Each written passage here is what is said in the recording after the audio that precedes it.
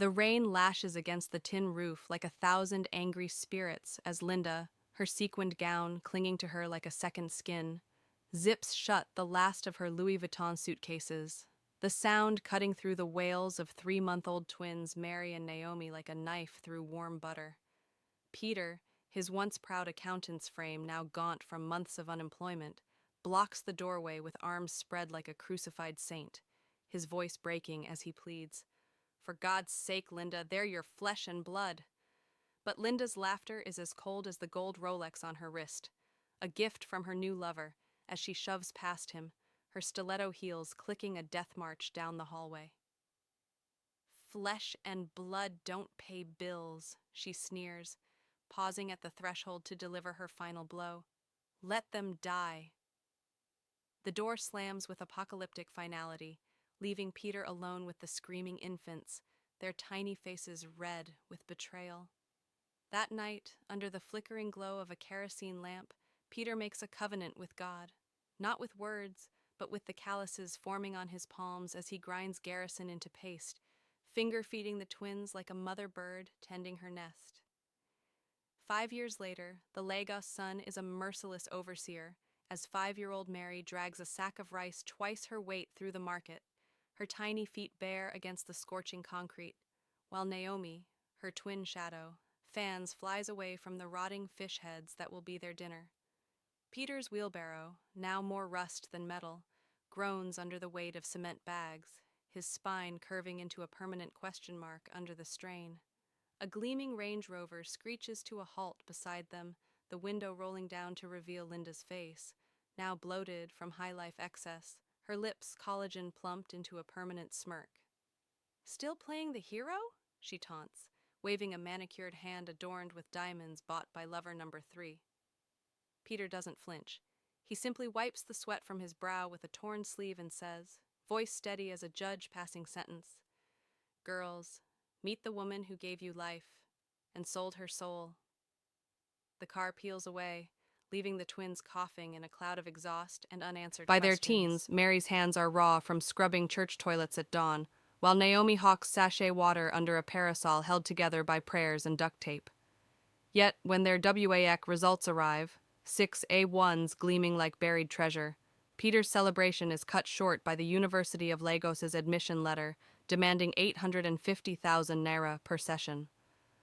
That night, he kneels outside Chief William's mansion for 9 hours in the pouring rain, prostrating fully in the mud when the chief finally appears. "I'll be your slave for a decade," Peter rasps, his forehead pressed to the earth. "Just let my girls learn." The chief sips Hennessy, his eyes crawling over the twins' budding curves. "Bring them tomorrow night. We'll discuss alternative payment."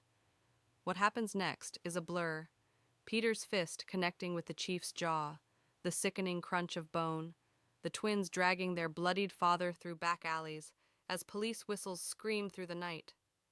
The restaurant job pays 1,200 naira a day, Mary's hands pruning in dishwater, while Naomi fends off drunk men's groping with a tray sharpened into a weapon.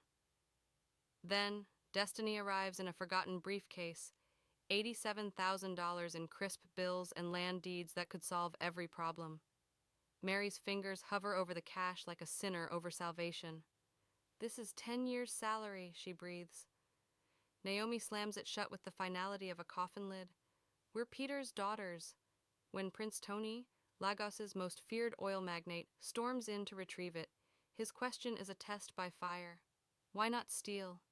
Naomi's reply etches their fate in stone, "Because our father taught us honor has no price." 3 days later, Tony gifts them the Golden Baobab restaurant, a glittering palace of stainless steel and ambition. What they don't know, that briefcase held evidence that could have buried Tony alive. Their honesty didn't just save them, it made them untouchable. For 18 glorious months, the restaurant thrives, until a skeletal figure stumbles through the doors. Linda's designer clothes are now rags, her hair matted with neglect, meth sores mapping her arms like a cursed constellation. "I'm dying," she croaks, and the twins freeze mid-step, their blood turning to ice. Her confession pours out like spoiled palm wine. 4 failed marriages, a prostitution arrest in Dubai, and now the specter of HIV. Naomi wordlessly leads her to the staff shower, while Mary burns her infested clothes in the kitchen incinerator. "You'll wash dishes," Mary declares, her voice steel wrapped in silk, "but never claim to be our mother." For weeks, Linda works in silence until a socialite recognizes her. "Aren't you their mother?" The grenade Linda detonates shatters their hard-won peace. "They're monsters, won't even buy me ARVs." The scandal explodes like a suicide bomb. Bloggers brand the twins wicked daughters, sales plummet 70%, and hate mail floods in. At their breaking point, Peter summons a family meeting under the same zinc roof where their journey began. Linda smirks as she enters, already tasting victory, until Peter slaps a stack of medical reports on the table. "You never had HIV, he growls, his voice volcanic. "Just the same addiction that made you abandon your babies." When Linda lunges with a steak knife, Naomi disarms her with a waiter's tray, a move perfected during late-night brawls. As police drag Linda away, she screams the unthinkable. "Peter's not your father! I slept with his brother." The DNA test arrives 2 weeks later, its verdict irrevocable. The twins stare at the results in deafening silence. Then Mary does the unimaginable. She pulls Peter into a hug so fierce it cracks his ribs. "Biology means nothing," she whispers into his chest. Naomi presses her forehead to his.